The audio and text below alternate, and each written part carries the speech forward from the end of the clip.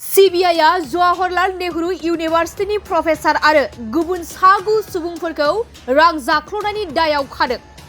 नंगौ, सीबीआईआ जवाहरलाल नेहरू इउनिभार्सिटिनि सासे प्रफेसार आरो गुबुन सागु सुबुंफोरखौ नेशनेल एसेसमेन्ट एन्ड एक्रिडिटेशन काउन्सिलनिफ्राय मोजां रेटिं मोननो थाखाय घुस लानायनि दायाव खादों। National assessment and accreditation council नायदिंग्रा आफादनि आफादगिरि आरो बिनि साद' सोद्रोमाफोर, जायनि गेजेराव सासेया जवाहरलाल नेहरू इउनिभार्सिटिनि प्रफेसारमोन, बिथांमोनखौ घुस लानायनि थाखाय खानायनि सानसे उनावनो मिरु एजेन्सिनि एफआइआरनि गेजेरजों बिथांमोननि गाज्रि खामानिफ्रा रोखा नुजाथिदों। नायदिंग्रा हानजानि थाखाय 1.8 कौटि रांनि दाबि खालामनाय जादोंमोन।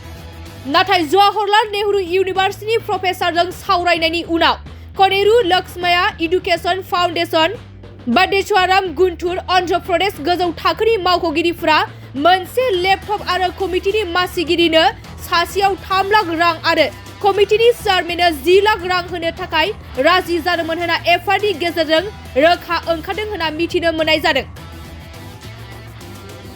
सीबीआईआ जवाहरलाल नेहरू इउनिभार्सिटिनि प्रफेसार आरो गुबुन सागु सुबुंफोरखौ रां जाख्ल'नायनि दायाव खादों। नंगौ, सीबीआईआ जवाहरलाल नेहरू इउनिभार्सिटिनि सासे प्रफेसार आरो गुबुन सागु सुबुंफोरखौ नेशनेल एसेसमेन्ट एन्ड एक्रिडिटेशन काउन्सिलनिफ्राय मोजां रेटिं मोननो थाखाय घुस लानायनि दायाव खादों।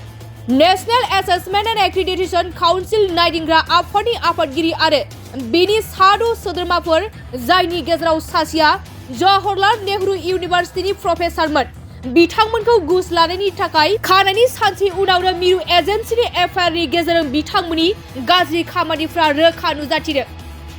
नायदिंग्रा हानजानि थाखाय 1.8 कौटि रांनि दाबि खालामनाय जादोंमोन।